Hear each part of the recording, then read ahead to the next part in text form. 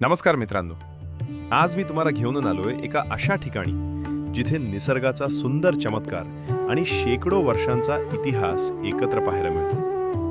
आपण आलोय भोर जवळील अंबवडे गावात ऐतिहासिक नागेश्वर मंदिर पाहायला. पुण्यापासून साधारण 65 ते 70 किलोमीटरवर असलेलं हे गाव निसर्गानं नटलेलं आहे. या मंदिराचं सगळ्यात मोठं वैशिष्ट्य म्हणजे इथे एका गोमुखातून वर्षभर अखंड पाणी वाहत असतं. असं मानलं जातं की हे पाणी एका गुप्त नदीचं आहे.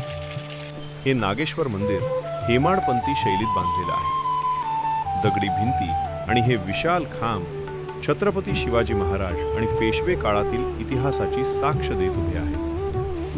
इथे आल्यावर मनाला एक वेगळीच शांतता मिळते. चला, आपण नागेश्वराचं दर्शन घेऊया. मित्रांनो, गाभाऱ्यात आल्यावर जी ऊर्जा जाणवते ती अगदी भारावून टाकणारी आहे. मंदिराच्या अगदी जवळच हा सुंदर झुला पूल आहे. या पुलावरून आजूबाजूचा निसर्ग अप्रतिम दिसतो. पावसाळ्यात तर हा परिसर स्वर्गासारखा वाटतो.